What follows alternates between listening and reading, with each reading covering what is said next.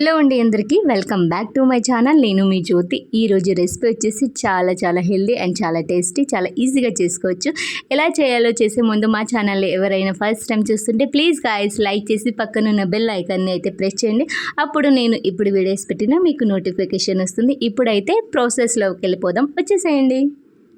ఈ పిండి మిల్లులో పట్టించింది కాబట్టి నేను జల్లెడ పట్టి 1 కప్ అయితే జొన్న పిండి తీసుకుంటున్నాను. మీరు ప్యాకెట్ పిండిని కూడా యూస్ చేసుకోవచ్చు.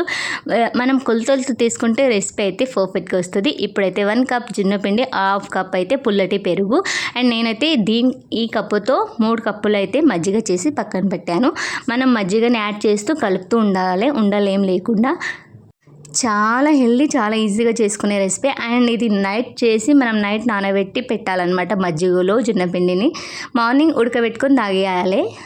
చాలా బాగుంటుంది. అండ్ మనం బరువు తగ్గాలి అనుకునే వాళ్ళకి చాలా యూస్ఫుల్ అవుతుంది అనమాట.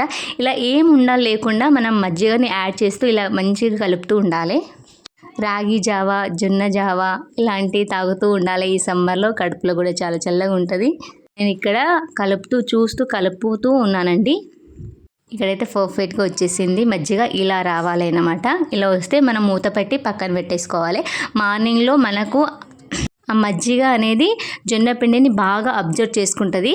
ఎప్పుడైతే టేస్ట్ చాలా బాగుంటుంది. నైట్ అంతా నానుతుంది కాబట్టి స్టవ్ మీద ఒక మందపాటి గిన్నెను పెట్టి దాంట్లో స్టవ్ మీద గిన్నెలో ఇది మనం జొన్న పిండిని ట్రాన్స్ఫర్ చేసుకొని అక్కడే ఉండి మనం ఉడకనివ్వాలి. ఎందుకంటే పిండి కాబట్టి తొందరగా మాడిపోయే అవకాశం ఉంటుంది.